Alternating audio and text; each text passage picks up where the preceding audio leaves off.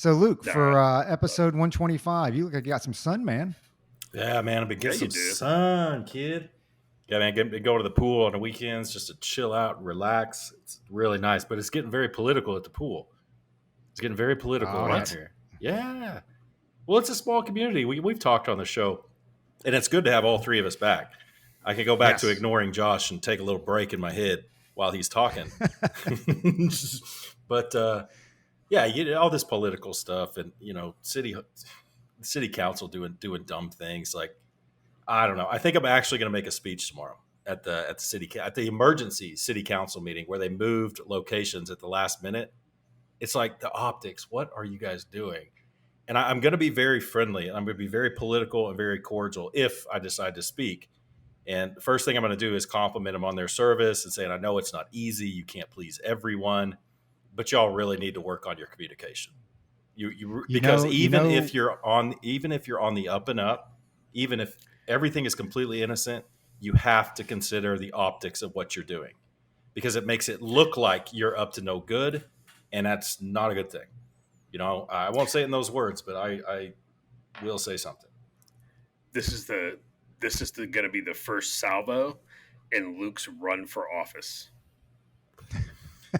Publicly. I mean, that takes place in person. I've already fired a few shots on social media, the Nextdoor app, but I haven't been overly aggressive.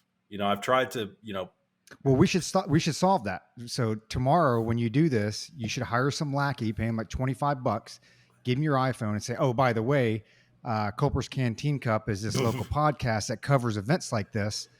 So we brought him along for the ride. We figured you'd like to explain to their audience what's going on here, right? That's how you do it. And you ambush. I really Total should ambush. do that. I Total really ambush. should do that. Dude, take Michelle and have her video it. Oh, I've got people who will do it. She can't make it, of course, but yeah, man, that's a good idea. Work that in there. I'm here as a citizen and on behalf of a little known journal. I don't know how I'd phrase that, but a little known outlet called this. And, we have been talking about this on our outlet. So this is being recorded. We are going to share this with our audience, but the city council won't say anything. They don't respond because I should have pulled up the agenda. They're very clear that every citizen can get up and speak for 5 minutes, but they will not discuss, and they will not anything. They will not respond. They will sit there and be quiet because they don't have to. I don't understand that. I don't understand that. It's like, dude, you work for us, Yeah. right? Even at that level, especially at that level, like they're your neighbors. They live across the lake from you and this and that, right? I mean, Yeah. come on. Yeah, it's again. I think I said it in a podcast earlier. They don't have to say anything. It doesn't mean they can't. You know what I'm saying? It's just like if I was the mayor of this city, I would whip up I don't know if you'd call it PR. You probably wouldn't call it that. What's the right word? I need to look up in city government, community relations, whatever. You need to ramp that up and communicate with the people. Don't just sit there stone-faced during a meeting. I don't know what discussion actually means in the parlance of city council or whatever. When they get up and speak, well, we're not going to discuss it. Well, what does that mean? At least you can respond to it. Noted. I would encourage you to XYZ, put this on the next agenda, and we Because can they're not discuss true at believers. length. And No, they're not. They're either doing something shady, or they're not true believers, or they're just completely incompetent. Don't know what's going on enough to be able to sit down and have dialogue about it. All of the above. Yeah, I think And that that's probably it. I don't think that they're all bad people. In fact, there's one city council member that just came on, and this city council member is a professor of finance at Texas Tech University. It's like, yep, that's what we need. We need a finance person on that city council who knows what they're looking at when they see all these numbers, and unscrew certain aspects of how money is moved around. I'm not accusing anybody of anything. I don't know. I tend to part ways with Josh a lot of times and expect the best out of people until they prove to me otherwise, which is not always the safest way to live. But I'm not going to accuse anybody of anything, but there does need to be more accountability to the people whom they represent. They are not leaders. They are not. none of our politicians are leaders. They can gain that status in some people's minds. Like Winston Churchill, Ronald Reagan. In my mind, it was a leader, not just a representative, in the executive branch. But you're not a leader. When you go into office like this, you're not a leader. You're a representative who should have the interests of the community on your mind. Again, you can't please everyone. That's a good thing. But that's a good thing to remember. What was Ronald Reagan known for? And good politicians. Bill Clinton was good at it too. They communicated. They communicated with everyone and said, look, you guys on the other side who don't agree with this, you may have some legitimate points, but let me explain to you where I'm coming from and try to bring you around to my side of thinking. Well, even Barry was like that. I mean, he wasn't trying to bring you around, but he would communicate. And his whole thing was, well, guess what? Elections have consequences. Yeah. And as much as I hate the dude and I hated his policies, like there is a certain appreciation that, okay, well, hey, you're telling me that you're making this decision because you're the man in charge and it's just the way it is. And so if you want to change that, then you better start winning some elections. And there's a large part of me that can go along with that. Absolutely. Well, it is what it is. I'll let you know that this podcast probably won't come out until after. Well, it definitely won't come out until after the meeting, but that'll be a good thing to cover on the next one. But it's going to be standing room only. Make sure you get a selfie. Yeah, I'll definitely have people taking pictures. So let me just give you a quick thing, real quick thing on this. I know a lot of people don't care about this stuff, but this is the stuff going on in every community, whether it's Apache Junction or Raleigh, where Josh lives. He lives in the bad part of Raleigh with the dirty truck stops with the lot lizards. I thought he was more like Wilmington or something. There you go. It's Wilmington. My bad. I don't know how I forgot that. But this is going on in your city. Hope Mills. This is going on in every one of the cities with every one of our listeners. There's a city council and there's stuff going on, and they're hoping you don't notice. They're hoping you don't get involved because you are a problem when you get involved. You're something that they have to deal with when you get involved. And guess what? That's not their job. But I think that once these representatives are elected to office, they tend to go around to that side of thinking. It's like, man, they're just going to get in the way, So here's a little background. Stuff like this is going on in your city. You just don't know it because you don't get to get involved, or the city is too big, you're too busy, whatever. So the city council, because of this stuff that's going on with the development I've covered in other episodes out here, there are so many people upset and wanting to know what's going on that they had to move the city council meeting from City Hall, which is at the top of the hill that seats maybe 30 people tops. They had to move it down. They had to coordinate with the Property Owners Association to move it to a bigger, event house that's on an island in the lake, right? POA owns that, not the city. So they had to move it down there. And again, that place seats hundreds and it was full. So now they're having an emergency meeting and they moved it back up to the top of the hill, knowing full well there's going to be that many people there again. Now, even if everything is on, like I said, I'm going to go back to what I said before. Even if this is a casual, innocent, I got air quotes up here, mistake, like Josh said, or Roger, it's either incompetence or it's malice. Either way, the optics are really bad. The optics are bad. It makes us think you're doing this stuff on purpose. And the mayor lives right down the street from me. She knows. I know she trolls on Nextdoor. She knows how we all feel. If I was mayor, she knows me. I've been to her house. I would walk my ass down to somebody's house, knock on the door and say, hey, look, I'm not here as the mayor. I'm here as your friend, but I am the mayor. Here's what's going on. It's important to me. I respect you. It's important to me that you understand this, right? It's not a big community, dude. We talked about this before. We all know where each other lives. Now, I don't have time to go to every single person down here, but I would make an effort. And that's what we were talking about last time, Roger. I don't know if I have the energy or the time to put forth that kind of effort, the effort that the office deserves. So, dude, I'm going to get off my soapbox. We're talking about, little old Ransom Canyon, Texas. Nobody cares about it. But, this foray into getting involved in local politics is rather interesting and frustrating. And it does require a lot of effort. So we'll see where it goes. I don't know. Well, and I think the part of the problem is, and we've talked about this, one, people should care. And I think more people care than than what you realize, because they all sit there, everybody, has a HOA, they all bitch and complain and this and that. And some communities are just so large that you really have no impact. But, our community, it's 48 homes. We have a lot of impact, obviously. And our president lives right across the street and this and that. So, people should care, but, a large part of this problem, I've asked this question before, and I think this goes all the way up to our elected officials up at the House is the juice worth the squeeze? Not only in the results, but the time and the effort that you have to put in versus being compensated to do that, because we all have bills to pay, right? At the end of the day. Now, I'm not saying that you need to be paid $1 million because you're sitting on city council or whatever, but it does take up a lot of time. It takes up a lot of effort, even for a small town. And hey, I have a day job. We all three have day jobs on top of trying to put this, half-ass podcast out, once every 10 days, right? And then on top of that, let's throw on city council for, meager pay, if any, if you're lucky. And so when you throw on, you say, man, look at the amount of time and energy that I'm going to expend. And it's not even for a worthwhile salary. That's a bigger part of the problem. Like Josh, because you have a HOA out where you're at, correct? How big is your HOA? So we are just forming our HOA. The neighborhood's just now taken over from the developer. So we don't have an official HOA yet, but here in the next couple of months, they're putting it together, and I'm trying to figure out a way to get elected to the HOA so I can sabotage it from the inside, so it doesn't turn into the brown shirts via Karen. And I don't want to be on the HOA board. I have enough going on. I don't want to be busy with that. I don't want to have to deal with that.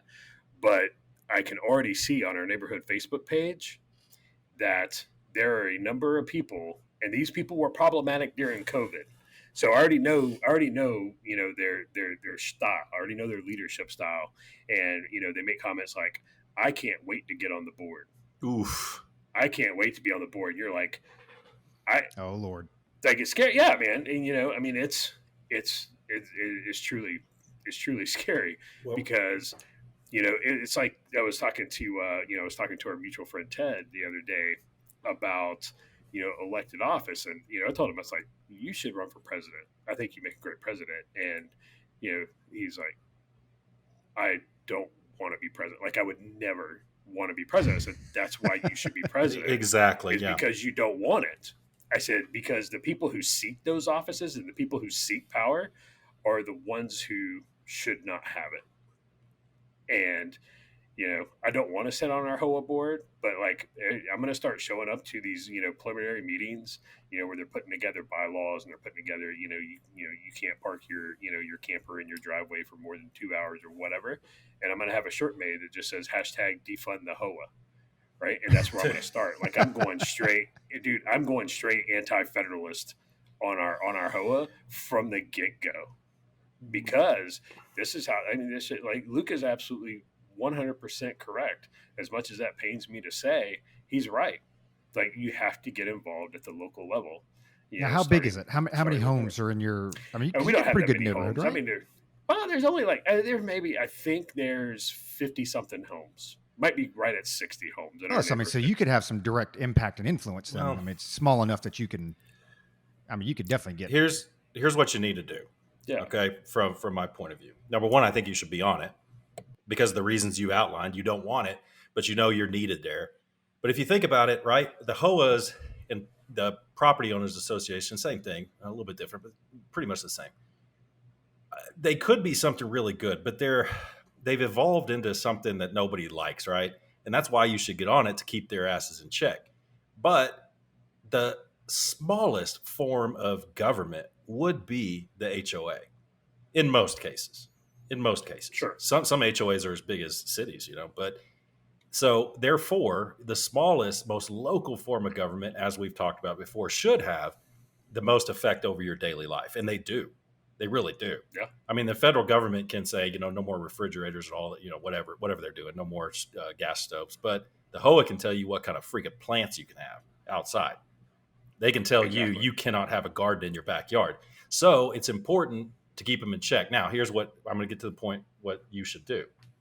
Your platform should be, we are going to stand up Luke's version of a well-regulated militia. It's going to be our HOA militia. It's going to I be our love it. neighborhood. Yeah. Yeah. I love it. Yes, that should be your like. Yeah, you stand up. You volunteer fire department, all that stuff, and we're gonna have a. I wouldn't call it a militia, but because then you'd be labeled a terrorist by DHS. But label it as something, but make it like a militia. You know what I'm saying? The neighborhood protection corps or something like that. It would be the neighborhood defense force. There you go, NDF. I like it. Dude, yeah. So, I mean, HOAs can get out of control quick. So, just a quick example. So, my father-in-law's HOA voted, and it passed. You cannot park your car in your driveway. It has to go inside your garage. Yeah, no, that's ridiculous. And, dude, my father-in-law was like, "Yeah, I'm not doing that. I am not absolutely not doing that." He's like, and I'm not moving. He's like, basically, he was just, he is going to remain ungovernable. And, but like, dude, you can't park. So I can't park my car in my driveway. I get it. You can't have your 72 Oldsmobile sitting up on blocks with the transmission dropped out of it, for a year or two on it, but I can't park my daily driver in my driveway. Are you insane? It's stuff like that scares me. When they started talking hose, and it scared me. And I saw it during COVID, right? We had people in our neighborhood during COVID who were, very much. I saw so leaving their house today. People shouldn't be going out, blah blah. It's like you are a Tory, but you would have turned Anne Frank in. Yeah, you would have called and been like, Anne Frank is hiding in the attic next door. Come get 100%. Those people are absolutely terrible. One more point on the political office thing, and then we could move on to whatever Roger wants to talk about. The mayor of Amarillo, Cole Stanley, I had an opportunity to meet him and have a few conversations with him. And I asked him early on, I said, "Hey, man, what do you think about, I kicked around the idea of possibly running for mayor. What do you think?" And he said, and he's the kind of guy, Josh and Roger, that he is rich. Okay, he's a developer. He don't need this. But he saw some problems with the leadership in Amarillo, specifically the mayor and city council. That he and a few other people like, we got to do something about this. We got to bring some more transparency, so on and so forth. So it's like, who better? This is the kind of guy who is so wealthy that he took the absolute minimum you can take, because you have to pay the mayor, right? So he took the absolute minimum, which is $20 a month. So, if you're independently wealthy like that, like Roger's always saying, yeah, you can do whatever you want. And, but most of us aren't like that. But anyway, he said to me, running for public office, no matter how big or small it is something that you can't live without doing. Like on your deathbed, you look back and you think, man, I really should have done that. He goes, you have to think about your deathbed when you're thinking about running for public office, because it will take everything out of you. So I thought that was good advice. That doesn't necessarily mean you want to do it. Not a lot of people don't want to go to war, but it's something you feel like you have to do. Not a lot of people don't want to do difficult things, but it's something you have to do. So I thought that was really good advice. And let me tell you something, that guy is a good mayor, 100%. So Cole Stanley, I wish I could get him to start listening, but maybe someday will. But man, kudos to that dude. We got talking about the whole car thing. We got a listener, Chris, who was on one of our early episodes, and early on when we lived in Tucson, very similar. Their HOA, you could not have your garage door open. Your garage door could open when you backed the car out and pulled the car in. Other than that, your garage door had to be shut. Like, who even brought that up? That's the other thing, right? Because that's not something, you're not talking about a default set of rules for HOAs and people are like, okay, well, yeah, it's stupid. It's just always been in place. Like, somebody actually brought that up and said that, hey, I don't think garage doors should be able to be open unless you're pulling in or out, which, it was bad for him because he liked to work on cars and other things or whatever. So he got the garage door open because it's, hot as balls down there. But not only did somebody bring it up and bring it to a vote, then you obviously had the majority of the board approve it. It's like, who makes this stuff up, man? It's insane. Hey, man, Luke was right. Everybody's got a little bit of gulag guard in them. Yeah, we all do. Yeah. Like Jordan Peterson says, don't fool yourself for 1 minute. It's in you too. You know. Oh yeah. Well, and I think in Arizona, I need to look up the law because I heard it changed, but I haven't been able to find it because up until at least several years ago, the HOAs here in Arizona could foreclose on your house for as little as $1,200 in delinquent fees. Yeah. And it goes back to like the property tax piece. And I am going somewhere with this, but it goes back to the property tax piece. And I think, Josh, you probably brought this up several episodes ago that, hey, or maybe it was Luke, the government can take your house for not paying property tax. The government can take your house for not even the government, right? For not paying your HOA fees. Like, so you just never own your home. You never truly own your home. Because if you don't continue to pay on it, even after you're done paying on it, they can still take it. So it's never truly yours. Let me throw this out there because it's a pretty big deal in this area, and this is tangentially related. Homelessness, right? Real big deal here in Phoenix. Whiskey helps. Whiskey helps most of us all the time. Big deal here in Phoenix. Obviously, we got a new governor, which is kind of funny because they're not asking for a recall. She was eligible for recall in July. There was like a lot of steam, but I think people like it, dude. People like the fact that nothing's getting passed. And Ted brought this up before. Like that's what the founding fathers wanted, was like so much contention that nothing gets done. And I you know what? At first I was kind of like, I don't know. But Governor Ducey, when he left, he lowered property taxes. He lowered, he took away the military retirement tax. He did some good things. Well, now with the GOP legislature and Democrat governor, nothing is getting done. And I think when people were fired up at first because they're like, oh no, Katie Hobbs, they're realizing, well, hey man, I like predictability. I kind of dig this. So that slowly the chance have gone away to recall her. But I'll throw it over to Josh first. Homelessness is a big deal here, and I've thought about it for like the last week or two. What's the answer? Like, what's the solution for homelessness? Because like we've got some pretty big camps now. We're not as bad as San Francisco or LA, but I sit here and they talk about renting hotels out and this and that. Now, I'm not necessarily talking about the people who can't find work, because I think there's a solution there for it. And I think that probably is a role for government if they want to assist that type of stuff. But the people like DC, right? The people who don't want to work, that just want to be homeless, what's the solution for them? What do you do with them? You can't let them just stay there, I don't think. Where do you move them to? What do you do?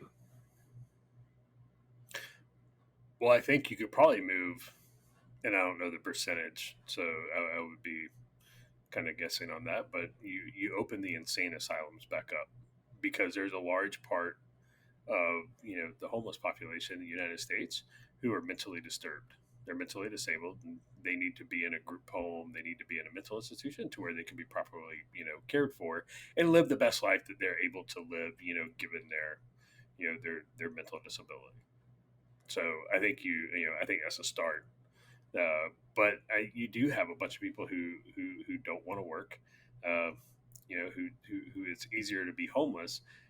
I think there's, so we'll set them to the side for a minute. I do think there's a part, there's again, I don't know what the percentage would be, so I'd be talking out of my butt if I threw out one. But there's a number of homeless people who probably do want to work. They just they've gotten to the point where they don't know where to start. It's like the person who gains so much weight, right, and just gains weight and gains weight and gains weight, and they're like 300 pounds. They're just like, I don't know how I got out of control, but I just, like, I'm so far down this hole, I don't know where to start. So I think you find those people, right? And those people, you get them a job, put them in a hotel. That's great. All right. Well, you got them off the street, but what's the next step, right? What's the desired end state? Is it just to get them off the street? Okay. Well, you can get them off the street, put them in a hotel. You made their life a little better, but what's the desired end state? You have to continue working towards something. So you get those folks a job, you find them a job, right? Reagan said it, the best social program in the world is a job. And for the ones who just don't want to work, who's like, I want to be homeless and shoot up meth between my toes and hang out. Well, where do you want to go in the world? Like, where do you want to go? And you buy them a one-way plane ticket and you send them there. And that's that. Or you dump them in in front of the Naval Observatory. I am serious. I mean, it's you send them to the cities that claim, we're sanctuary cities. Okay, well, you're going to be a sanctuary for all of our homeless, and you get those home off the street. Like, hey, we're going to feed everybody Cracker Barrel, and then we're going to put you on the bus, and away you go. I mean, that's just what it is, because there's a lot of places, and you see it now. I did not see when I was in Fayetteville the first time. You didn't see homeless people. Like, I really didn't. As bad as like Bragg Boulevard and Hay Street were, you didn't see homeless people. There's homeless people everywhere now. I mean, it looks like, Jonestown the morning after. It's crazy. They're everywhere. And Oh, you're dude, like, "Well, yeah, we have like little tent cities in Phoenix now. It's insane Yeah. out here. Did you see where, I forget where it was? Was it in California, the tent city, where they basically turned like half the tent city into a meth lab, and it caught on Oh, it fire? caught on fire. Yes, I did see that. It was a Yeah, big fire too. yeah, dude. I mean, it was massive. Like, it wasn't a little brush fire like some kid started in his backyard in a pile of pine straw. Like, it was, dude. It was a fire. It was a legit, like, multiple fire Marana Trailer trucks had Park to come out. fire. Yeah. So you have to do you've got to you have to address this problem. I mean, Skid Row in LA, Ben Shapiro was talking about it. You can't even go downtown LA anymore and walk down the sidewalk, because you have to walk in the street, because the sidewalk is overtaken with tents and homeless people. And it's just, Dude, I don't Roger drops these questions, like casually drops. So Josh, how do you solve the Right. homeless problem in the United States of right. America? Jeez, I guess we'd have to Well, go. no, it's just one of those. No, It's I one of know. those things. We talk about a lot of issues, Yeah. and it's one of those that I, looking especially here because of Phoenix, the way it is, could not really come up with like, wow, there's no good solution. That there's bits and pieces here and there, but I just couldn't come up with a good solution for it overall. And you got Well- to have it out there as well, right? Because of the weather and stuff, I'd imagine. The homeless problem is worse than it's been, but it's not to the levels of like Fayetteville and out there in Arizona and like Austin, places like that. You do see it more often, but this is such a difficult question. I like Josh's answer, but you'd have to go back 25 years to start correcting the problems along the way that brought us to this point. It's a combination of a lot of things. One of those things is one of the things that Josh always said: when they closed down the nut houses, for lack of a better term, the institutions, that's part of the problem. Now, it wasn't. I believe that started on the state level. I don't know. I'd have to really look into what federal laws are on there, but I do know that states play a big part of it. What do they call it? Involuntary commitment, right? Josh Yep. is saying you have to get rid of the policies which attract homelessness and incentives, right? The incentive system, and that's been around for a long time. And people get hooked on drugs, and it's just a negative feedback loop, and it's a huge problem. But I do think that in drugs is definitely a huge part of the problem. Mental illness, huge part of the problem. I see cities partnering with certain organizations, and let me run this by you guys to tell me what you think. And just remember this, Roger. I'll kick it to you. So I don't know if it's the city of Lubbock. I guess it is. Maybe it's a not for profit organization that has. Just hear me out on this. So and if I covered this on another podcast, just stop me. But what they've done in the city of Lubbock, and it's very obvious it's happening, is they are supplying, if you will, homeless people with dogs. And I've seen homeless people with up to 5 dogs. At first I'm like, what kind of the hell program is this? But the more I thought about it, the more I thought, you know what? Maybe it's not the best thing in the world, but maybe I'm going to look at the silver lining and be like, maybe this isn't a horrible thing, because the homeless people I have seen with dogs, the dogs are well fed, and I did some research into that. Yes, the dogs are eating, and that's part of the thing. I guess I don't know if it's a shelter that provides these homeless people with dogs, but the shelter will provide them with food. Hey, come back here, we'll give the dog food. So the dog's not hurting as long as they get back to the shelter to get them food. But every homeless person I've seen with a dog, the dog not only is well fed and not starving, do the homeless people eat the dogs? Okay. I have not seen that, but I can't rule it out. Anyway, the dogs are healthy. The dogs seem well behaved, and the homeless people really seem to take care of the dogs, right? So you're getting strays, giving them some, and maybe that gives the homeless person a little bit of sense of ownership. I can take care of something. I can take care of something. Maybe I shouldn't shoot up. Maybe that's, to discourage them from shooting up because of what's going to happen to my dog. It's a sense of ownership. It's giving them a little responsibility. It's bringing a little bit of love into their lives. Everybody loves dogs, and dogs love unconditionally. I don't know. I don't think it's a solution by any stretch of the imagination. But I do have a soft spot in my heart for dogs, for domesticated dogs, domesticated cats. They're not like polar bears and alligators and sharks, panda bears. I care about I care about the dogs. And I don't know. I mean, I don't think that's necessarily such a bad thing as long as the dogs aren't being abused. But I have not seen that. Again, the homeless people I've seen, the dogs seem well behaved, the dogs seem well fed, and the homeless people do seem to be taking care of them. But to answer Roger's question, I had a buddy a few years ago. We talked about the unemployment rate and homelessness, and we both agreed. We were on a long drive, like 6 hours, and we worked it all out. And it's like you gotta again remove the incentives and put it in the hands of the private sector to solve the problem somehow. Incentivize the private sector with jobs programs and things like this. If you fulfill this many jobs, fill this many with this success rate, you get this tax incentive or whatever it is from the federal government, whatever. But put it in the hands of the private sector, performance driven, return on investment, all that kind of stuff. So anyway, that again, it's too hard of a problem to solve in even 2 hours. But it is a good question, though, Roger. So what do you think about the dog thing? The dog thing would be cool if you had some roadmap to quote unquote success or rehabilitation or whatever the you want to term it, because I mean, you look at a lot of the kennels, right? Overpopulated. You got a lot of the COVID animals now, right? When Becky and Karen could stay at home and take care of the cat and the dog and this and that, and now they got to go back to work, at Tesla or Twitter or whatever.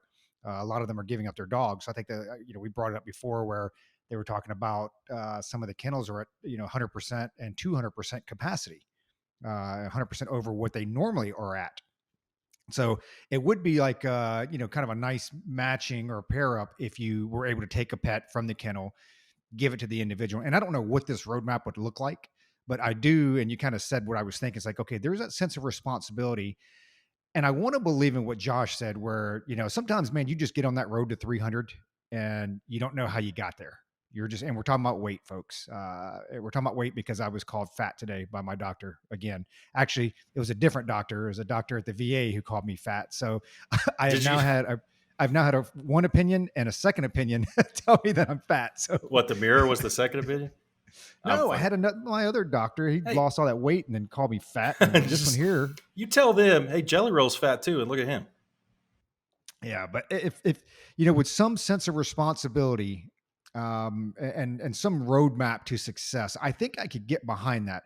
But I think when you talk about people that Josh brought up with those folks that are just on that road, I think maybe, and my mind's changed about this a little bit. I think it was probably different 3 or 4 years ago. And I don't know what you guys are seeing where you're at, but like here, our local Burger King, like I think every Tuesday and Thursday, they've got a big sign up. It's open interviews, man.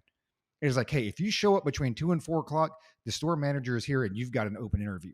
So, you're not talking like during the recession years or back in, 2008, 2009, where it was a lot tougher. People were already being laid off and this and that. I mean, you've got especially a lot of your service industry now. I mean, they're all paying $18, $19, $20 an hour. You go down to the local Burger King here and they're starting you off at like $18.95 an hour. Now I get it. You're not making $100K a year, but if you're in that position like Josh is talking about, hey, that's where you start, right? And so it would be nice to have some type of roadmap to go there.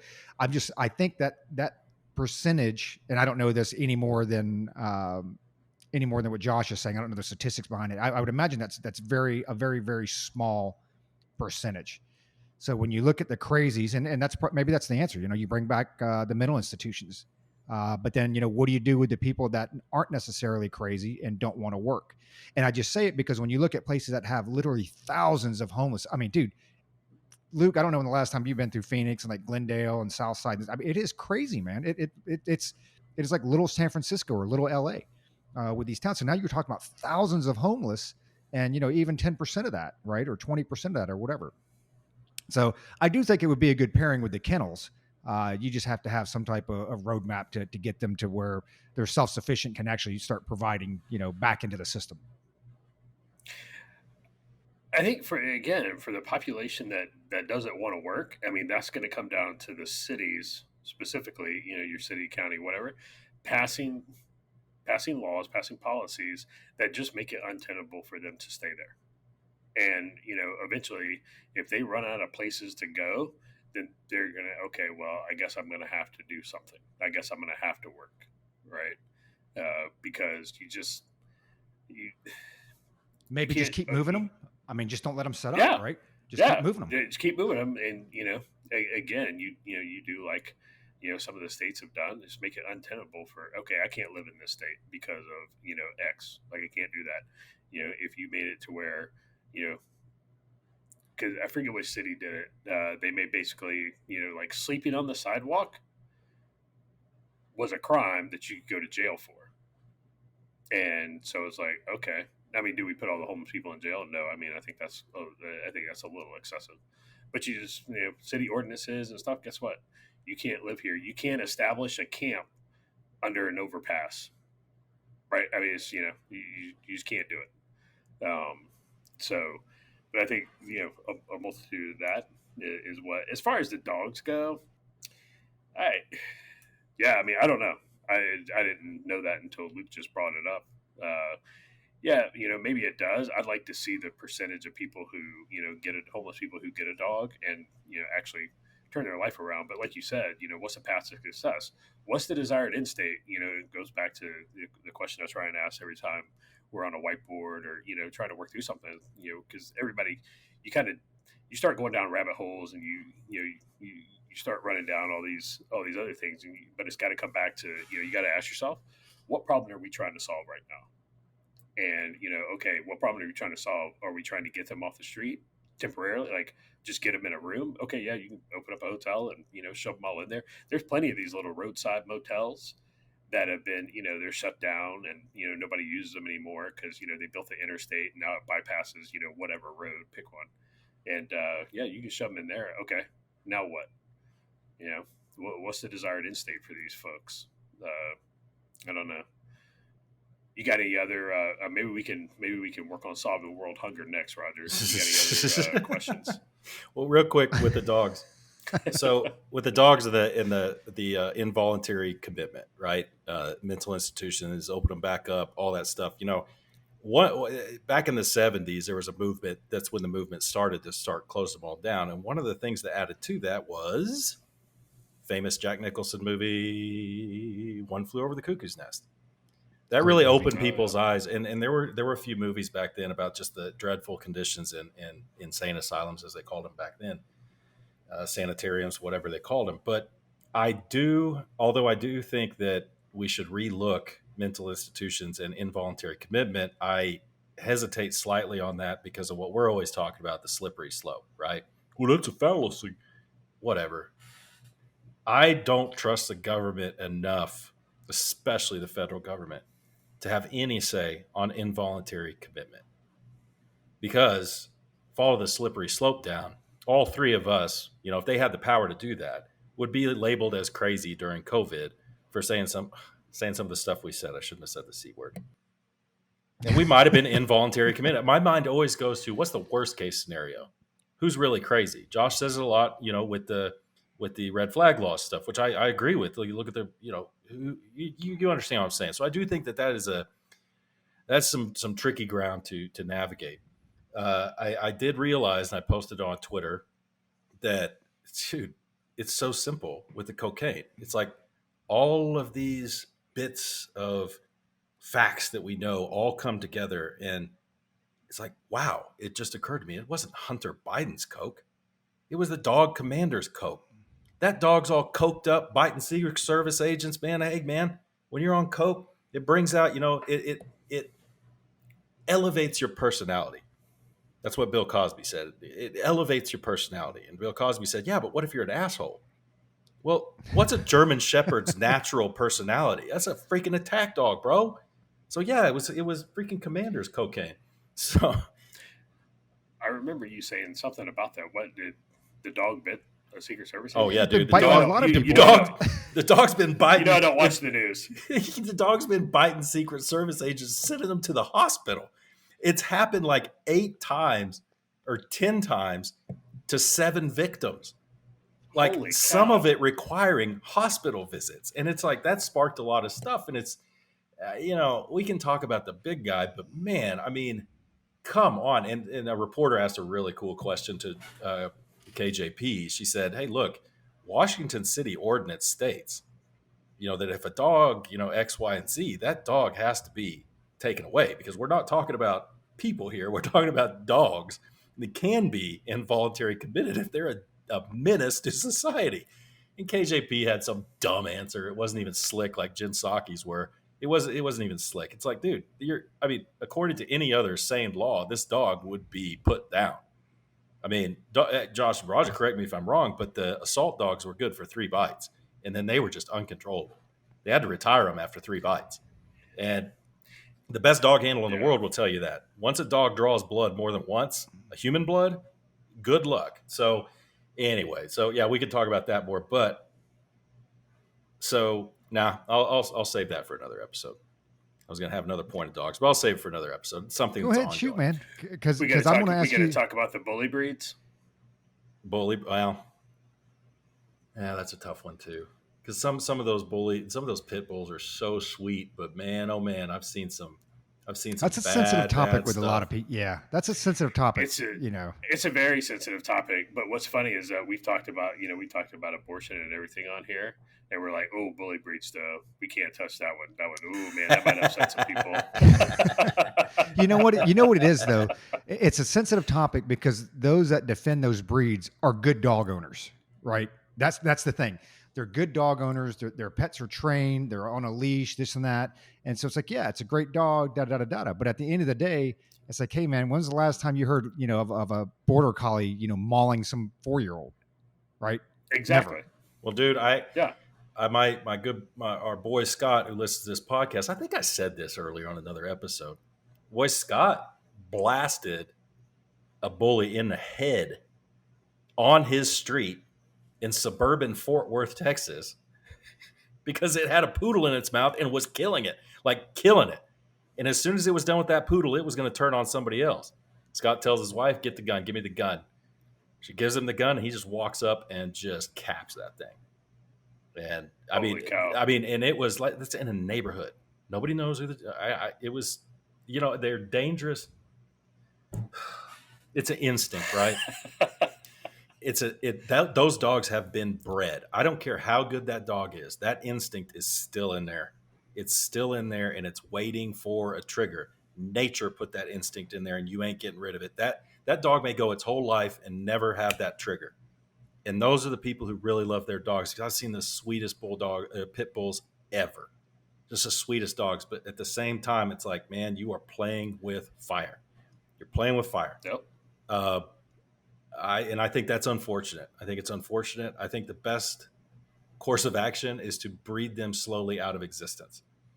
Cross them with something else, like the puggle, part beagle, part pug, make them into something like that, where the poodle just has some curly cues coming out everywhere. Just breed it out of them, man. Just breed it out. It's what else is a dangerous dog is Dalmatians. Yes, dude, you don't see them anymore. Yeah, we saw one the other day, but they're very rare, very rare. They're dumb. They're dumb too. Yeah. So they're I will dumb. tell the dog thing. My wife, whatever. We've got a situation where we're going to need another dog very soon because one of our dogs is very attached to the other, and the other is maybe has a year left. She's getting that old, and we're afraid when the older one goes that the younger one is going to go into a spiral of depression. He's already moving slower because he sees her moving and she's kind of like the mom to him, and he mimics her personality. So my wife and I are like, and we talked about getting another dog. We talked about getting a corgi, right? I talked about it on the show. But my wife saw these dogs at the local shelter, and she's like, "Let's go look at them. I think this might be the one." These little puppies, and they look like they're have some border collie not border collie, but like some kind of shepherd, small shepherd, Australian shepherd, right? Cute little puppies, and I'll tell you what, man. You go to a shelter, or at least me, if you're a dog person, I'm not the type that poops all over people who get pure breed dogs from breeders, right? I understand. But going to that shelter and seeing those dogs, it's like, I have to get one of these. It's too hard. I mean, first of all, it's cheaper. But second, it's too difficult to watch all those dogs and those people trying as hard as they can to be a no-kill shelter. And so I think we're gonna adopt this little puppy. And they do a good job of vetting people. I mean, there were a couple meth heads that came out to the shelter while we were there, and I was just like, geez. But I'm confident that they vet them well enough not to let a meth head have a dog. So I'm thinking I'm going to name this dog, because I get to decide. It's Michelle's dog, but I get to name it. I think y'all tell me what you think about this name, because we love the name Scout, but it's like Roger's already got a Scout. We like the name Bear, but Josh has got a Bear. So we're kicking around some names, and my wife's like, "What about this? What about that?" I'm like, "Nah. How about this? Sarge. Full name Sergeant, but Sarge. I think that's a cool name for a dog. You don't like it?" Sounds Roger just doesn't like like it's the name that a vet would give a dog. Hey man, name What? your dog whatever Just you messing want to with you. name your dog. I think As Sarge long as is you cool. take care of it, which I know you will. As And long as you take care of it, If he's Name it smart, whatever. if he's smart and can do tricks like those Australian shepherds can, I'm going to teach him to do the cover the head thing. You know how they do that? They'll cover their head. You see those videos? I'm going to teach him to do that. And I'm going to tell my daughter it's a salute. And I'm going to have a command. So when my daughter comes to visit Sarge, he's got to salute her. I think that'd be cool, Oh, man. Lord. I think that'd be cool, man. What's wrong with you guys? Oh Lord. No man, that'd be awesome. Name your dog Sarge and teach him to do that. I will. I I will. F you, man. I will. What? I agree with you. I said, it's your dog. You do what you want. No, I agree on the shelter thing. We've always gotten, all of our animals have come from, they're all rescues, and but I don't fault people who go and buy pure breeds. Like my sister and brother-in-law, they have a pure breed chocolate lab, and it's a great dog. Yeah. He's crazy because they haven't got him neutered yet, but he's absolutely insane. But he's a good dog. Yeah, I don't, man. You go to a shelter and you see the conditions that the dogs are in. You're like, I gotta get one. And your wife's right. In the sense of the best time to get a dog or a cat is when your older one starting to reach that age to where it's like, hey man, like it could it's getting close. But you get that puppy in, and that older one can teach them, okay, this is how this is how you're a dog. This is how to be a dog. This is how to be a cat. Yeah. This is how you use a litter box. Stuff like that. So, and they That's actually huge. do. Yeah. And it I didn't understand it until my wife explained it to me with cats, because we didn't have cats growing up. But now we have an old cat, Comet. I mean, he's old. We don't know exactly how old he is, because when we got him, he was a couple of years old, and that was. I mean, he was like, well, I'd say a couple. He was probably 3 or 4 when we got him, and we got him in 2009. And I mean, he's up there, in age. But we got a kitten here 2 years ago now. I think, about 2. And he's kind of he showed her the ropes, and this is how to act right, as my grandmother would say. So the real reason, I think the real reason, Roger, if you were curious about why we're talking about animals so much on this episode, is because we got, after last episode, specifically like the last 20 minutes, we got death threats from like PETA and all these animal groups about us wanting to choke slam a polar bear, and pandas need to be eradicated from the face of the planet. So we promised, we were like, hey, if you'll take it easy on us, and take away your restraining order, we'll do a nice long segment about how much we love animals. So you know what? I did listen to the last episode, and it was pretty cool. I actually had to do, I started doing some gurgling and this and that. One, I agree with you. I mean, we've had both. We've had some kennel dogs and pure breeds, and in Maryland, dude, like trying to get a kennel dog, it was just impossible. You just couldn't do it. I mean, it was easier to go like buy a new house than it was to get a dog. It's like, okay, I can go to the pound, or not the pound, but the pet store, pay my $200 or $300 and walk out in 20 minutes, or I have to schedule a visit, go through a background check, wait 6 weeks, and then it's like, well, okay, I'm just going to go pay the money to to do it. But that's one of the reasons why I can't volunteer at a kennel. Because if I volunteer at a kennel, dude, I'm coming home with a dog probably like every other day.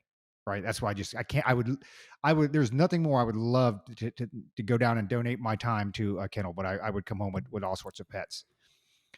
But on your last episode, so, and I think I put this in the Slack channel, and I like what Josh said with the whole black bear, brown bear, white bear, whatever it is. Could either of you legitimately lay down and play dead if a brown bear it's brown lay down, right? So Yeah. do you think that you could do you think your body and your mind would legitimately allow you to lay down and play dead with a brown bear coming at you? I don't think so.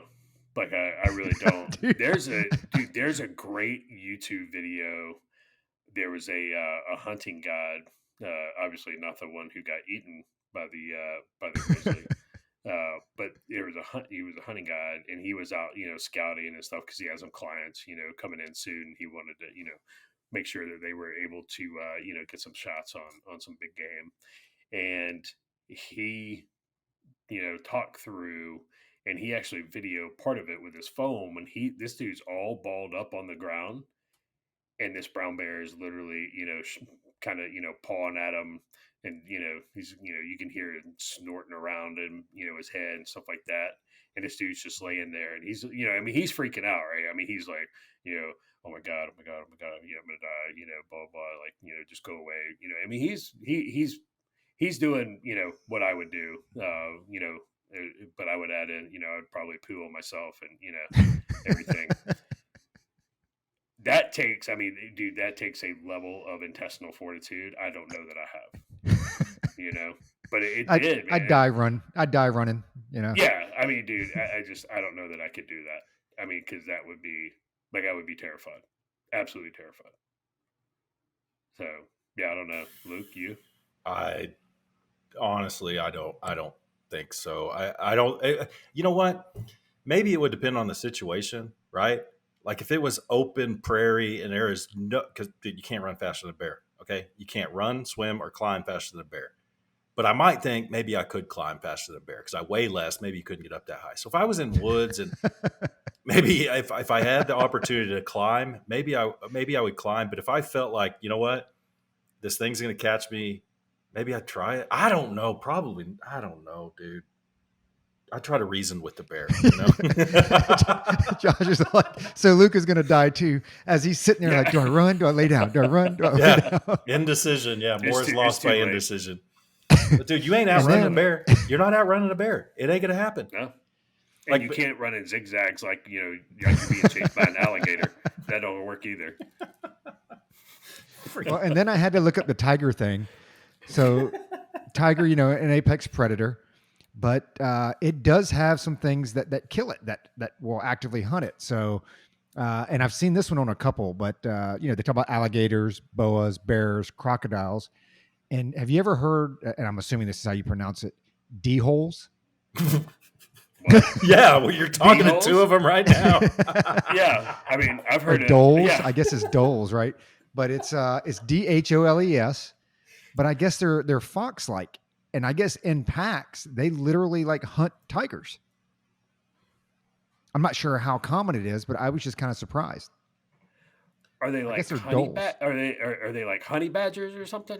No, dude, when I looked at it, I'm like, this thing looks like it weighs 15. Google. Do they? I'm looking at it right now. Do they hunt they try to get like baby tigers or something? It's a little tiny. That's what I'm thinking. I guess it's either a tiger that's lame or maybe a baby.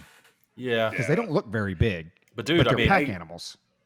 I get that with the snakes too. Like with a boa, a boa could take a baby tiger, no problem, right? I mean, that's a mid-morning snack. but no boa constrictor is not taking a full grown tiger. Yeah.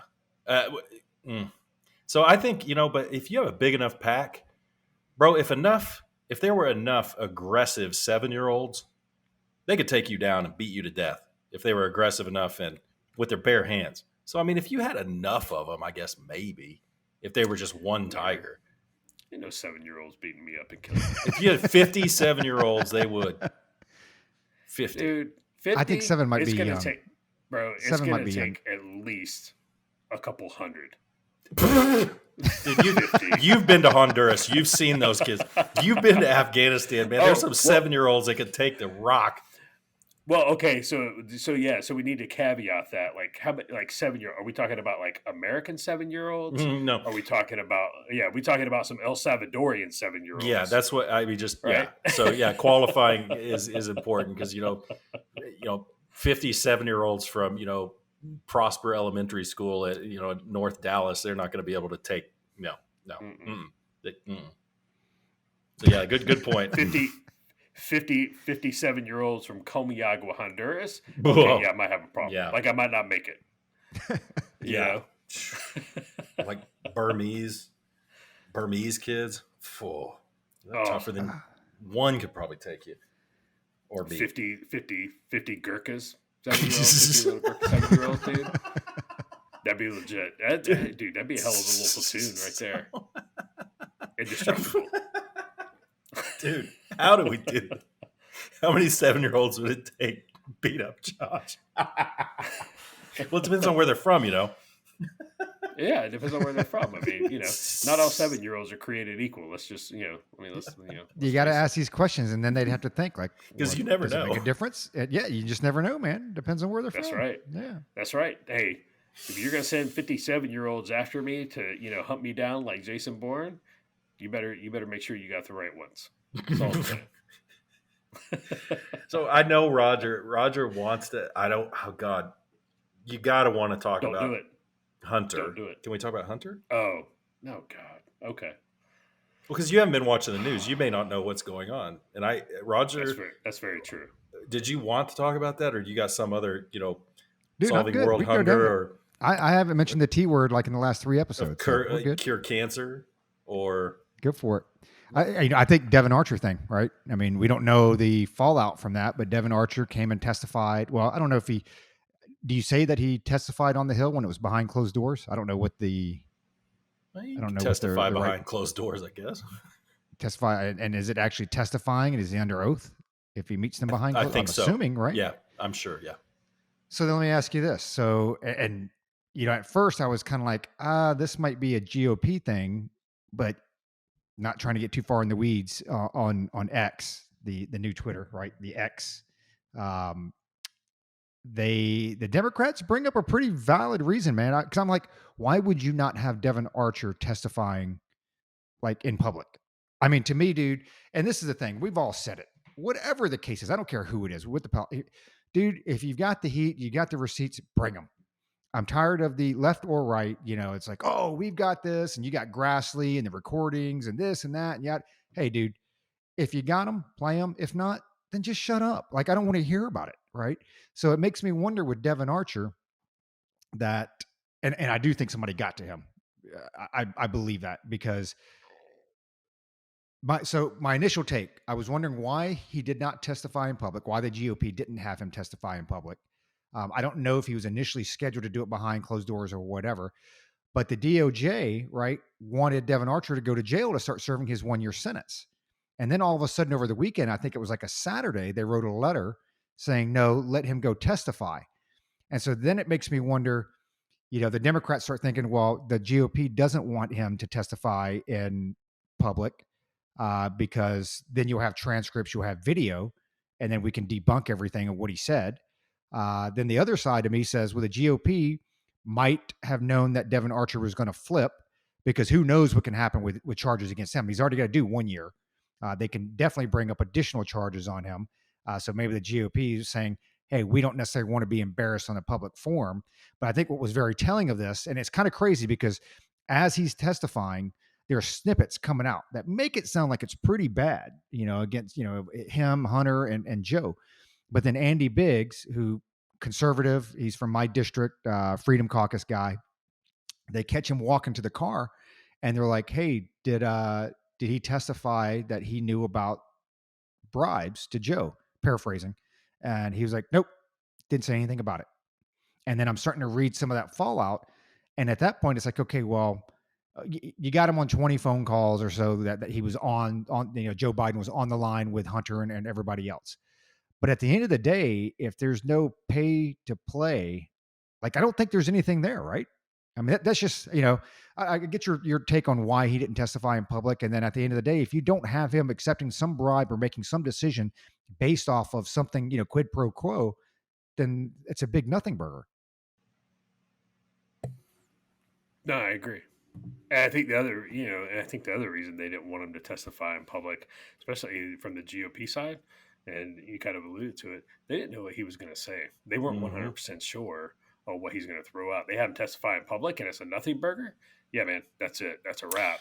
And but they do it in private. They release some snippets to get everybody riled up, and stuff. Dude, Devin Archer. Somebody got to Devin Archer.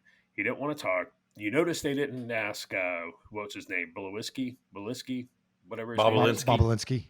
Bobolinsky. They didn't ask him to Yeah. come testify, right? Because Devin Archer, he didn't want to get Tafari Campbell. He's like, I don't even own a paddleboard. All right, so hey man, you ain't getting me. So yeah, man. But I'm with you, Roger. If you have the receipts, let's just go ahead and lay them out and see them. If not, then just shut up. Roger, could you give, because I'm sure not everyone is following this, would you be able to give like a 90-second recap on who Devin Archer is and why we're talking about him testifying? Well, he was one of the business guys with Hunter.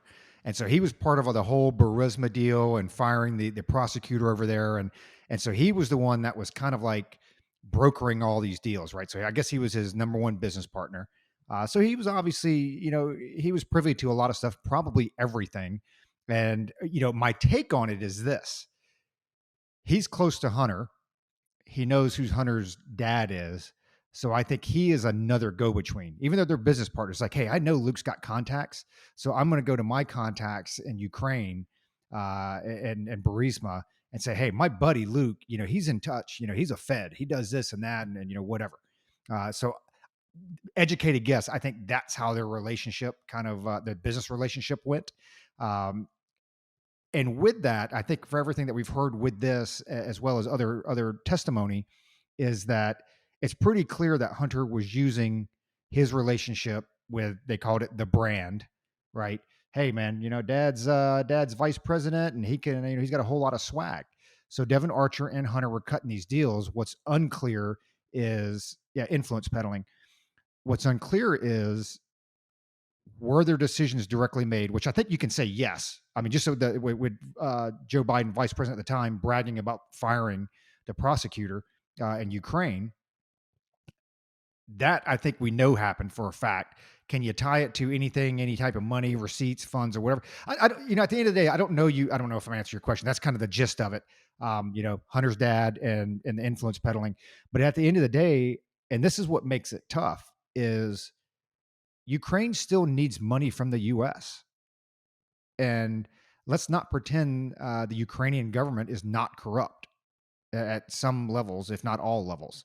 Let's not pretend that Ukrainian businesses are not corrupt at all levels.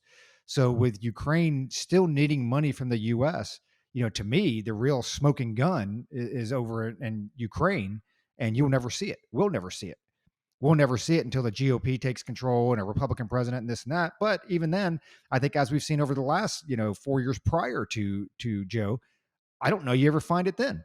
Because, it's like we sent out a tweet the other day. The minute that you realize that 100% of the Democrat Party and 75, if not 80% of the Republican Party are on the same side, everything makes sense. Because believe me, they're not the only ones to take money. Guarantee it, right? Yeah, dude, you're never gonna see the corruption come out of Ukraine unless Zelensky has a moment and decides that, okay, Joe Biden's not giving me what I want, and he's crawfishing on the bet. then Zelensky's like, okay, well, here you go. Here's the receipts. Here's where the bodies are buried. But I don't see that happening because, like you said, Joe Biden's not the only one that's got stuff tied up in Ukraine. Lindsey Graham and all these other war hawks that are like, no, give Ukraine what they want. Just give them what they want. Give them what they want. Everybody use Ukraine as a piggy bank and a washing machine. Not just the Bidens. It was everybody. And I don't know that you'll ever see that because neither side will allow it because Rand Paul would their have to be dirty president. laundry's all there. Yeah. And that's never going to happen. Nope. Or Joe Manchin. But I'd say even Joe Manchin would might go the Rand Paul way with it, but it would take an outsider, right? And not an outsider, but an idealist type outsider who doesn't care. And RFK maybe RFK Jr. But dude, it's disheartening. And again, I think it's blackpilling a lot of folks out there, a lot of normal folks. And hopefully those normal folks are actually following the news and just giving it the initial sniff test and being like, oh my God, yeah, this dude's corrupt. How can you? A lot of it is circumstantial. There's no hard evidence right now, but the circumstantial evidence is so overwhelming that although he couldn't be, the preponderance of evidence of actual evidence might not convict the Bidens in a court of law. The circumstantial is just too much. It would win a civil suit. You know what I'm saying? It's that type of evidence where it's the reasonable person sniff test, right? That we always talked about back in the day doing intelligence operations. Like, would a reasonable person say this is good or bad? The Joe Sixpack test, in other words. And man, people, unless you're just completely brainwashed with a cognitive dissonance level at 11 on a scale of 10, I don't see how you don't see that he's crooked. And I'm not going to talk about Trump. But come on, let's be honest. I mean, Trump's got some skeletons in his closet too. It's like we can sniff this stuff out, and Joe Biden is not doing a good job. I don't know. I think they're banking on. I think I posted in the Slack. I definitely told you guys. Maybe this is the first salvo from the DNC of we're gonna make this guy get out of the race. We want Gavin Newsom or Michelle Obama or whoever it is. We've got somebody waiting in the wings ready to go. This guy's not going to win. But I think that they have all their eggs in the Trump will be the nominee basket. And we believe that even Joe Biden can beat Trump in the next election. So I don't know if the Democrats are going to throw him under the bus. I keep pressing mute on accident. Sorry, Roger. I don't know that they're going to ever throw him under the bus. They may just wheel that old corpse up to run again. I mean, it's, and with Ukraine also, I think it's hilarious. I think both you guys are right. Nothing's ever going to come out of there unless kind of what Josh was saying, unless the unthinkable happens. But even then, he'd be dead before he did anything by our own hand, U.S.'s own hand. But you sure don't see a lot of positive news coming out of Ukraine lately, as far as the war going, because it looks like, we called it really early on. It's going to be a slog for the Russians because that's how they do battle. You see all these counteroffensives. I mean, how many counteroffensives have there been over the past 3 months? There's been a ton. They were supposed to separate the lines down to the Black Sea, and that's going to be the end of the Russians. And it's just like, to me, it looks like objectively, the Russians are slowly gaining ground, like we said they would, way back in the day. So I don't know. I mean, I don't want to go down the Ukraine rabbit hole, but there's so much more to talk about with the Bidens too. I mean, it's just a dirtbag, irredeemably horrible shit show. I don't know how else to say it. And maybe Josh or Roger, maybe there is a little truth to the whole Dark Brandon thing. For those of you out there who don't know what Dark Brandon is, you remember Let's Go Brandon, you remember all that F Joe Biden, all that stuff. And, certain portions of the left on the Twitter sphere and Instagram where it's like, oh, we're going to embrace this Brandon thing. And we're going to say that Joe Biden, we're going to call him Dark Brandon with his, cool aviator sunglasses and all this stuff. He plays the feeble old man. Dark Brandon plays the feeble old man. But in the background, he's scheming. He's scheming. And he's actually, this super powerful. He's 4D chess.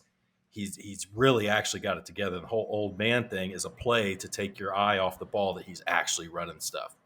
But with all this corruption, maybe over the years there has been something to this whole Dark Brandon thing. No The way, guy, dude. There are but he's a three criminal. morons. When you Yeah, look you're at right. between You're him, right. Kamala Harris, and KJP, those have to be like the three dumbest executives and press secretaries that I've ever, in my lifetime. KJP is horrible. She is horrible, and you know what? I blame the press because the way she talks to them with the disdain and the I've already answered. No, you actually didn't answer that. And you know what? Until the press pool, grows a set and actually comes together and says, no, we're going to start holding you accountable, which they won't. You're never going to get anything. You'll never get anything because each of them individually are worried that, well, we're going to lose access.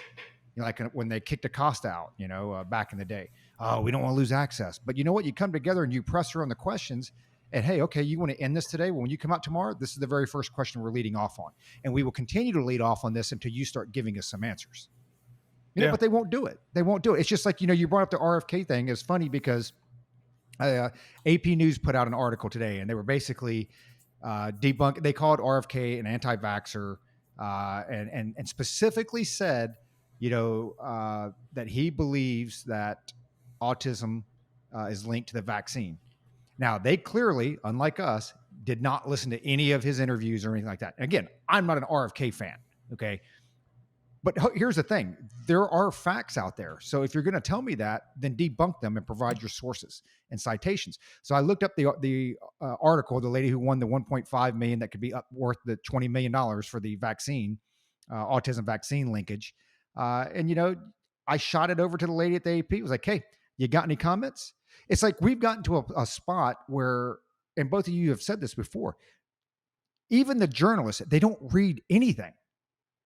It's the same narrative that just keeps getting spun over and over and over. And especially sitting there for 3 days going through the RFK interview, just what I heard on the Joe Rogan show. It's like these people didn't take 5 minutes to debunk any of it. Hey, that's fine. If it's wrong, it's wrong. Tell me it's wrong because of this and show me the citation. I'm like, I literally just linked an article where she was awarded, $1.5 million off the head, worth up to more than $20 million for the link with vaccines and autism.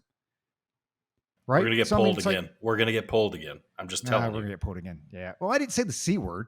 I know, but you're talking about V word and A word together in the same sentence. Yeah, because we can't even comment on it, man. You make a comment on it, and then you get banned. All right, okay, all right. So let's make a bet real quick. I'm sorry to derail you. It just occurred to me because everything you said is right, but because of the algorithm and everything, it'll get pulled. So are we betting that, first of all, the first bet is, will we get pulled? I'm going to say yes. And the second bet is, what's the over-under on the amount of hours this thing's on YouTube? I'm going to go over 12, but under 24. Well, last time it didn't make. When did it go last time? You said it was like 9 hours, right? Yeah, I'm going to say it's going to go over 12 because and I think it only went that far because we dropped it at like 3:00 in the morning. So like the first 6 hours don't even count. Yeah. Josh, what do you think? I mean, as long as we're getting pulled, we might. I'm gonna go 8 to 12, 8 to 12 hours. Okay. Done. Well, you know what? And that takes me to the next topic. We were chatting about this earlier because it's going to get pulled because the White House has guidance out there that we know. We know they are in communication with big tech, social media, saying you need to pull this data down. Yeah. Even factual data that they're like, hey, this kind of hurts the narrative. Take it down. Yeah. I mean, they have direct emails. So Josh, I mean, we were talking about earlier, like, why don't people care?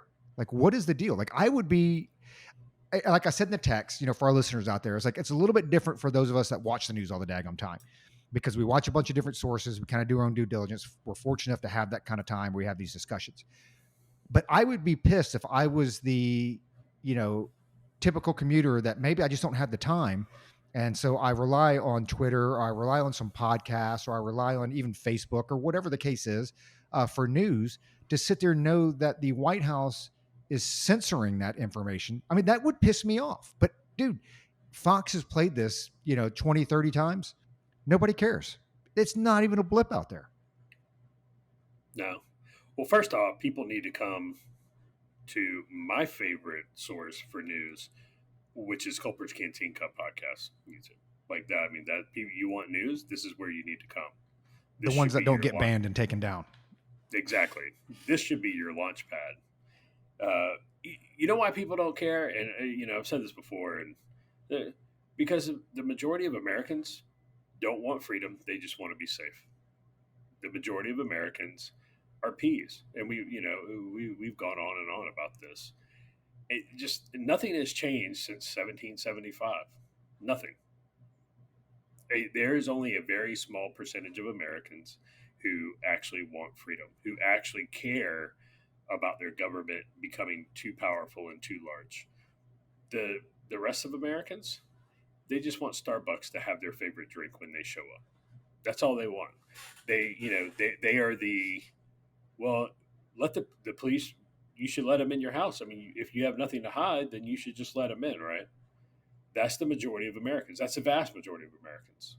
And again, it's always been that way. We've just had events, here and there that have exposed that. COVID really exposed it, for this generation. There we go. There's a C word. Now we're totally done. We're not even going to see the 8 hours. He's doing it on purpose because he already made the bet. That's like illegal in most states. Like to make a bet and then try to alter the terms. He's doing it on purpose now. I know, right? I mean, I have complete faith and confidence in our editing team and our post production team to be able to mute some of these words out, or maybe take some of these words out so it doesn't get pulled down. I know Luke doesn't have confidence in our post production team, but I do. I mean, because that guy, dude, our post production team is Asian and they're really good at this stuff. Oh, I hear he's on a flight tomorrow, so we just got to do that. Dude, we just take those words. We should have. There's got to be some software somewhere that automatically, the algorithm in the software like picks up keywords and just beeps them, right? I mean, there's got to be something out there. Because you know what? That's why they started offering closed captioning for free on the YouTube videos, because that's how they're finding it. That's how they get around it. Yeah. Oh. Yeah. They offer it for free and they run it through and it says this combination of words and then we pull it. So you're going to find this episode recorded on Rumble. That'll be our new platform. So real quick point, Josh. Put a pin in that. Real quick point. It's very important that a lot of, because we don't have near as many YouTube viewers as we do whatever other platform, Spotify or iTunes, whatever. We don't have near as many. But it's important that every once in a while you guys go over to YouTube so you can learn more about the three of us, because a lot, communication is only what they say, 15% verbal, 85% nonverbal, right? And there's just things you pick up about people when you talk to them face to face. That's why I try to get across to all these remote workers. It's like, man, we've got to invest some time in getting face to face because you really learn a lot about people. Like, for instance, their ethnicity. And these days, ethnicity is an important thing, right? Let's be honest, it's important. Whether the left wants to admit it or not, it's very important.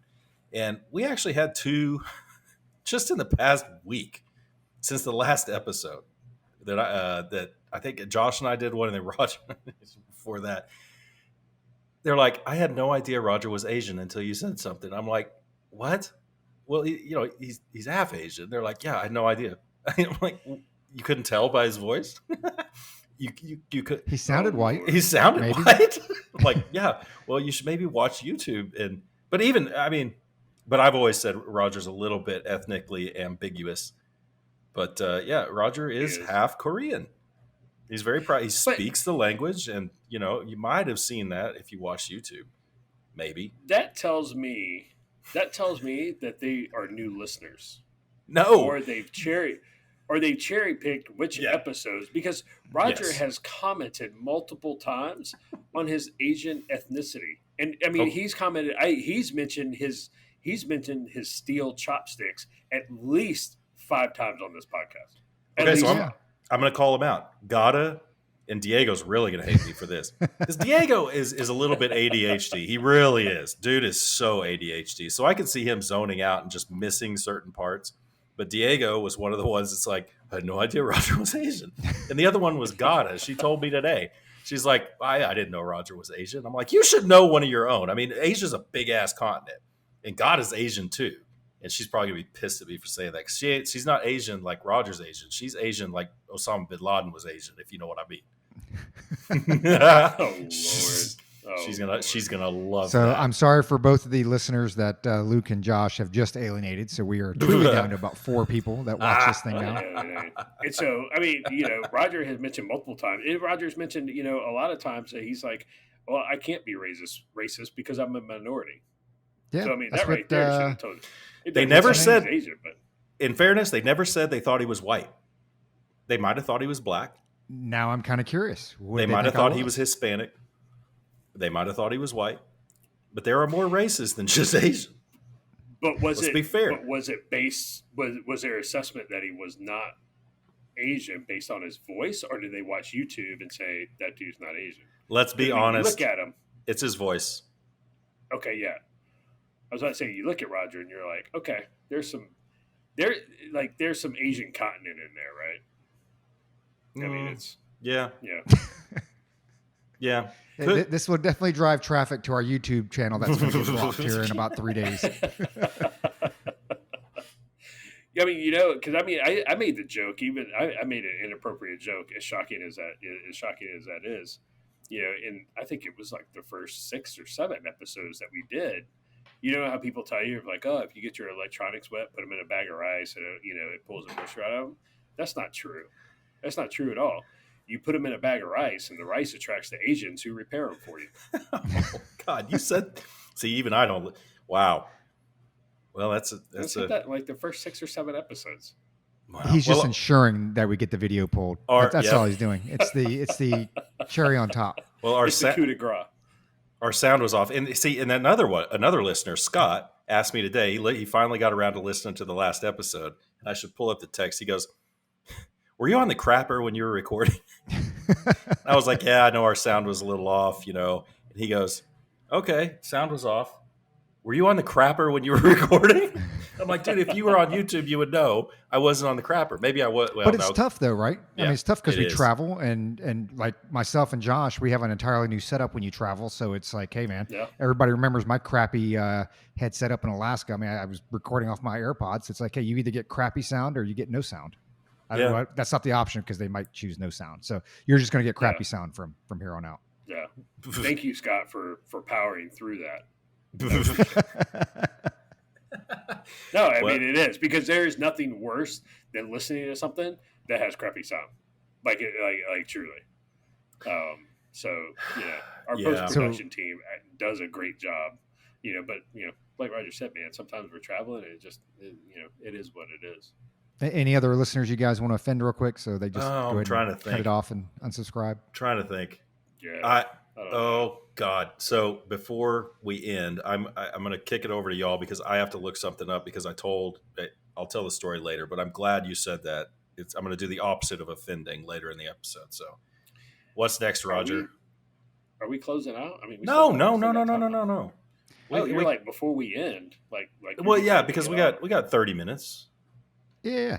So I've got one. So it's and we didn't even go into the Hunter Biden deal. We'll just throw that out there real quick. Basically, he went up in front of the judge and they were like, hey, this thing isn't like ultimate immunity for everything. And they were like, oh, that's right. It's not. He can still be charged. He's still under investigation.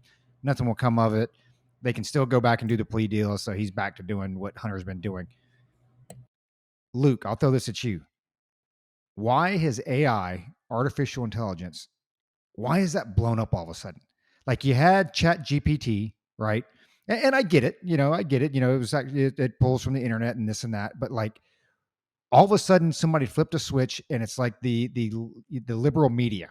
It's like all of a sudden it is AI everywhere. AI is the greatest threat. AI is going to kill us all. It's Terminator, all that all over again. This has all happened with like the last month. So what's the trigger for this thing? Is it Chat GPT? Was that the trigger? Yeah. It was OpenAI and ChatGPT was the trigger. But that's a good question because that makes me think, why is it blowing up? Because I know there are applications out there. I know that some people are using them. In fact, I had a conversation with somebody today who works with a person who has certain shortcomings in their writing ability. They're a smart person, but they just haven't written a lot through their career, right? And that's a tough thing. That's a real thing. You see it every day. Doesn't mean you're dumb. You just never learn to write, you know. And this person introduced their colleague to an AI program that helps you do that. It's like spell checker on steroids, you know, and it really helped. It really helped with some of the official documents. So I do know that some people are using it. Uh, I'm not. I think Roger, you've dabbled in a little bit, but you know, when Josh was talking about the sound guy, I'm surprised that there aren't more. If AI is this big revolution that's going on right now, why aren't there Adobe Acrobat plugins for an AI, you know, app or whatever that will help you design these crappy covers that you know our visual team designs? You know, I mean, I would think based on the level of hysteria and hype that it would be affecting us more quicker, right? Because you know you watch these movies about the singularity and everything changes on a dime, right? That's not happening. Everything hasn't changed on a dime because this has been going on for what 2-3 months now. The Chat GPT and the Open AI. That's going to Yep. change everything. So I'm getting to a point here, slowly but surely. The listeners know how that is. It's a long, hard slog with the Lukester. So it makes me wonder, is this taking longer than I think it's going to? And then all of a sudden everything's going to take off. It's going to change the world, like, you know, in a matter of months. Or is this a coordinated effort on the side of, on behalf of a group of hedge funds or whatever that are heavily invested in AI to hype it? That might be it. You know, there could be a lot of not hedge funds, but you know, big investment houses. You know, FTX 2.0, which by the way, that guy had some of his charges. Sam Bankman-Fried had some of his charges dismissed, which is doesn't mean all of them were dismissed. I think people are thinking, well, all of them are dismissed. No, it's just campaign finance, but it could be Yep. some kind of play, and I wouldn't put it past some very smart investment houses out there to have a lot of these maybe some ETFs or something with a lot of these AI startups and everything. I think it could be not necessarily a fraud, but a play on getting people to invest and blowing up the value of certain stocks out there. Could be that, but I'm not seeing. People keep saying AI. I'm not seeing it. I'm seeing advanced algorithms with incredible computing power. Is all I'm seeing. I'm not seeing sentient hardware or sentient software. I'm not seeing it. This is not true AI. It's just extremely advanced algorithms with off the charts computing power, like processing power, which is revolutionary, but it ain't AI. Whatever. So I don't know, Josh. I don't know if I answered your question, Roger. Josh, what do you think? I mean, because I have seen a lot of Terminator articles, and it's going to take this over, it's going to take that over. I do see some pitfalls in it. I don't think we should rely on it too early. Do think it should be proven. Elon Musk, that's another thing. I'm sorry to keep droning on, but Elon Musk is like, we need to back off this AI thing and take a deep breath. Well, okay, Elon, cool, but I also know you're developing AI, and maybe somebody got ahead of you a little bit. I always look at like, who's got a dog in his fight. I don't know. So, Josh, maybe you think differently. That's kind of my thought on it. But No, I agree with pretty much everything you said. I think you're spot on from what I've seen. I think the issue is, you say you haven't seen sentient software or anything like that, but it's not far off. And I think and the concern is, at least for me, you talk about the Terminator articles, and everybody kind of jokes about it. But you take a look at what MIT, you take a look at what like Boston University is doing in the robotics field now, and you take that, what you have now, that those incredibly advanced algorithms, and you slap that inside one of those robotics that they're playing with, and you know now you have some issues potentially. I think where we are really going to see the issues with AI is when they get coupled with quantum computing. When quantum computing comes along, and meaning the U.S. government may already have it. China may already have it, but once quantum computing comes out and you lash AI onto that thing, there, at least that I know of, I'm sure there's probably some people in the puzzle palace at the nerdery who have the answer to it potentially, but that's going to be incredibly powerful, and none of your encryption that's out there right now that I know of is going to be able to withstand quantum computing. And then you layer on AI on top of that, that's going to be incredibly powerful, and it's going to be incredibly dangerous. I have a comment on that, on the AI thing and quantum computing and encryption and all that stuff. What I've always gone to, not always, past 3 or 4 years, I've had to work with translators quite a bit, especially over the last 2 years. And I know that there's, you got Google Translate and stuff like that, and it has the thing where you can hold it up. And I've done this. You hold it up, they speak into it, and it does a decent job. But it's like with this AI and this extremely fast processing, think about it. The federal government, if they invested any kind of money on this AI that's so powerful and everything, you wouldn't need translators anymore. You would not need translators. It would be simultaneous translation. You could do an earpiece, and the other person has an earpiece, and you're just speaking back and forth. And there's very little lag time. Like they translate in the UN. Those are the best translators in the world. It would be even better than that. So it's like, why, if this AI is so powerful and it's just going to change anything, why aren't they doing that? And maybe they are. And maybe that's something that's in the pike, and it's going to come out next month. And now you got a bunch of I don't know, like that would have been disastrous for the American U.S. Afghan citizens back in 2002 that were living in the U.S. That would have been disastrous because a lot of people made a lot of money off that. But yeah, so I don't know. I think Josh, I just wanted to throw that in there. It's like, man, I think that if this is so powerful, I think translation services are going to go the way of the dodo. So if I knew of a startup that had a pretty good line on developing some sort of app that was going to use AI to make translation services a human being null and void, I would invest my money in it, because that's the way it's going to go. I mean, that's a real cost saving measure and time saving for everyone, not just the government.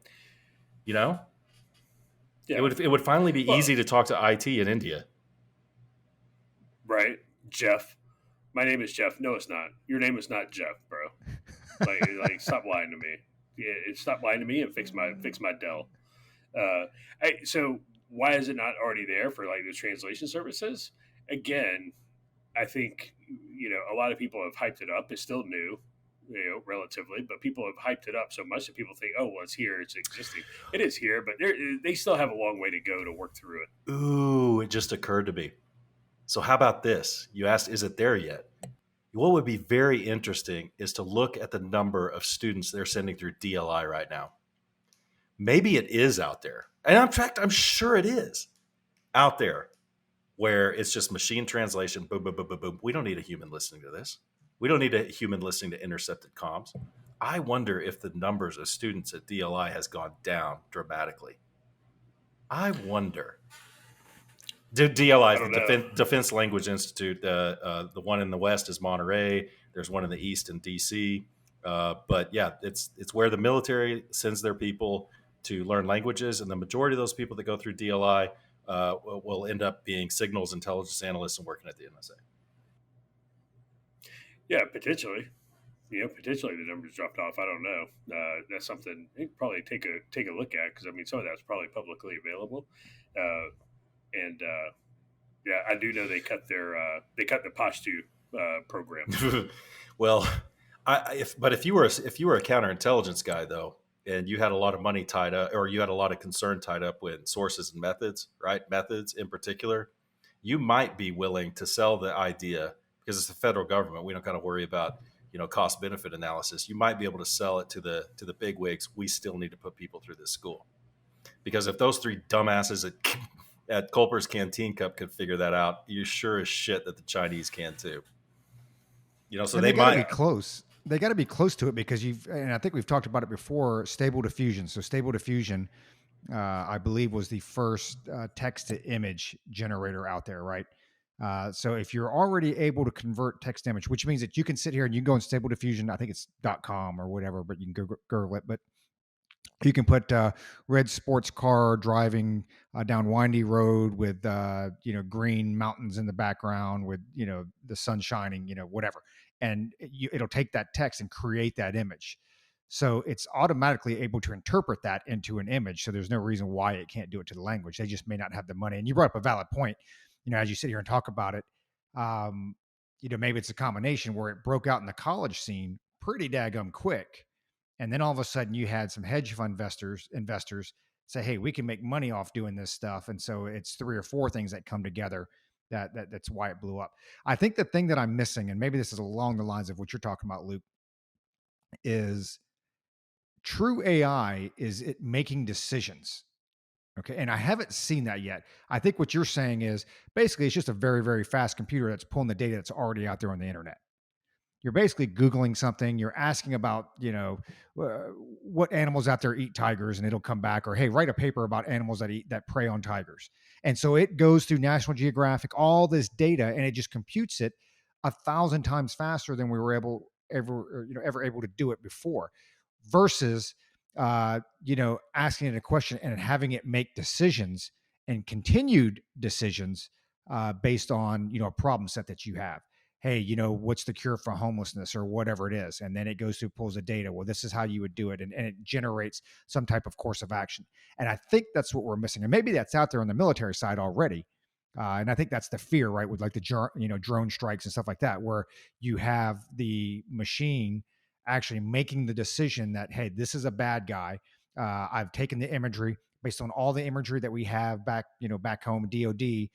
This is a Taliban. He's carrying a Taliban fighter. He's carrying an RPG and a Dishka or whatever the case is. And so we're gonna drop a pred on him. That's what I think we haven't seen yet, and maybe that is to come if it's not already out there on the military side. I'm not saying that this technology is not going to be disruptive to both the government and the private sector, but in the healthcare industry in particular, I could see it being very disruptive for Huge. certain, especially for like radiological techs and stuff like that.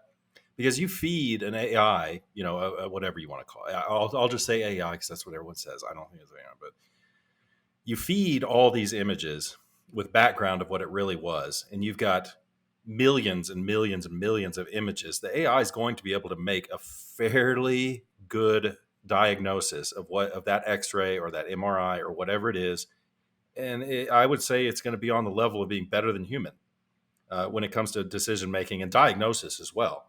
So I do think it will be a disruptive technology, but the three of us we try to tell people hey, we need to make room for disruptive technologies in our decision making process, and boy, that just falls on deaf ears sometimes because they see what's right in front of them right now. So I don't want to downplay it and say it's nothing.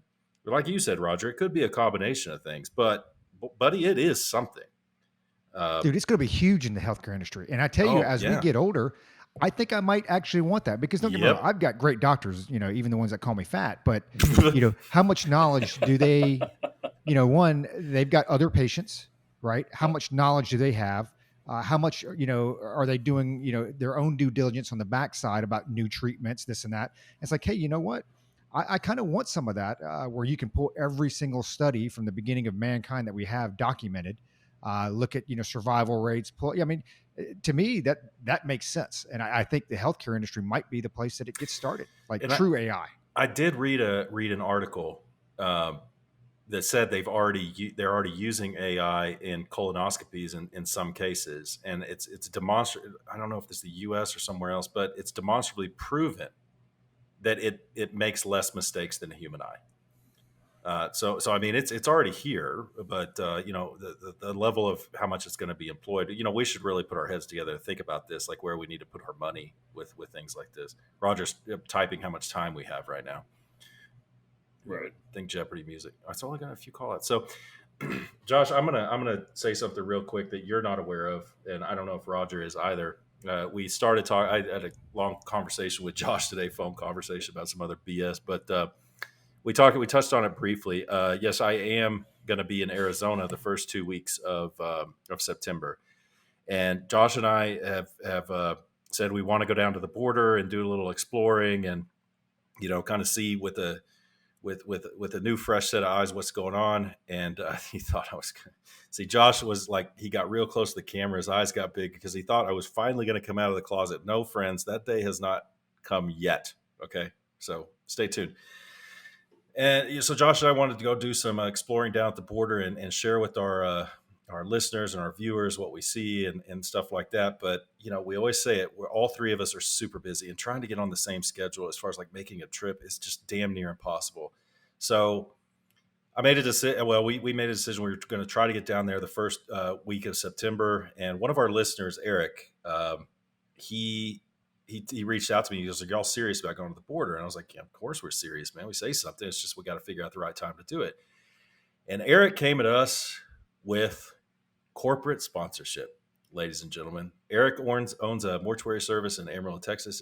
It's the biggest one in Amarillo, and he has a lot of business. He has some very good insights. I'd love to get him on the show to talk about the C word, the COVID word, and what he saw when he had that service during COVID, and he has some very interesting revelations of what he saw coming through his business. So he and I have had a lot of conversations. He and his wife Candace are just the sweetest people in the world. They're awesome, dude, and they love it. They love what we talk about. They are on the level. But Eric is a very successful businessman, and he decided to invest in some properties down in Arizona, some Airbnb properties in Tombstone. And one of his properties, I'm looking at it right here on the Airbnb, is the headline is "Stay in Wyatt Earp's Actual Home." So rewind, Eric goes, "If y'all are serious about it, I got a place you could stay." And I was like, "Man, Eric, that's great, man. Are you sure? I mean, I really appreciate it." He goes, "Yeah, man, 100%. And it hadn't yet occurred to me. He's talking about his Airbnbs. So he sends me this. He goes, "When do you want to stay?" And I'm looking at the schedule. He had some open dates. And of course, this thing is booked up almost all the time because it's Wyatt Earp's actual house in Tombstone. And it's like, "Man, Eric, this is too much." He's like, "No, man, it's on me." So I did the dates. Unfortunately, Josh can't make it to this one, but I'm going to go ahead and go down. We're hatching a plan of the stuff I'm going to look at. It's like a kind of a familiarization trip. We're going to, look at, what we can do better, but we are going to come out with some content for our listeners. We'll talk about it in the episode. So y'all, I mean, check this out. It's on Airbnb. Look for in Tombstone, look for the user Eric, and it's Wyatt Earp's actual house. It's like 3 different little houses, little cottages on the same property. So it's like you can take up to 8 people and they can all have their own little room and stuff. It's going to be awesome, man. So I'm coming up with a plan of what I'm going to do. I'm going to share that with Eric so he knows, or he can take comfort. I'm not just going to go down there and screw around. I'm actually going to try to make some headway on this, and I'm bounce some lessons learned off of Josh and Roger and see if, I'm sure Josh will go down and maybe I can join him maybe at another border location or maybe back in Nogales. So I just want to shout out to Eric and y'all. Roger, you've got a bunch of listeners there in Arizona. If you ever want to get away down to Tombstone, man, this place is freaking cool, man. And Eric is a super host, 76 reviews so far. They haven't had it that long, and yeah, man. So go check that place out. Show Eric some love because he's showing us some love, man. So shout out to Eric. Shout out to everybody, Jed, all that stuff. That's about all I got. Unless Josh has something else he wants to kick around the horn. Thanks, everybody. No, I'm good, and that's incredibly gracious of of Eric to offer that up for us. And I do apologize for not being able to make it during those dates, but his schedule is absolutely packed. He's got one shout out to to my old boss now, Ryan. Kind of, not gonna put it out here, but making some changes and stuff. But Ryan, man, Ryan's a listener, and he's a great dude, and he's an even better boss. Just thoroughly enjoyed working for him, learned a ton, and it was one of those bosses that, you work, you work hard not because you want to get paid, even though that's just a byproduct, but you work because you don't want to let him down. And he was definitely one of those. So Ryan, I definitely appreciate it, man. And this doesn't mean that I'm not going to talk to you anymore or anything like that, dude. We're going to keep on keeping on, and hopefully we can, we can see each other fairly soon and stuff like that. I still got to get that bottle of bourbon from you that you've had for like a year now, that you procured for me from Maizanos in Ocean Springs, Nice. Mississippi. So, yeah, man, that's my one shout out. There's a lot of a lot of others. Um, I tell you what, no, let me do one more. So he doesn't listen, but my brother-in-law, his father passed away, and it was expected. But it never makes it easy. So, Steve, again, my condolences. Really sorry, to get that news. But we're still keeping you and the family in our prayers, and just hang in there. I can't imagine what that's like. So yeah, man, that's what I got, Roger. Yeah, we've got a couple oldies out there: Dan, Joe's, the Spences, Will's, Ted's, even Diego, and all the other people. I did not know that I was half Asian, but thanks for listening. Keep your canteen cups tightly secured, full of some good whiskey.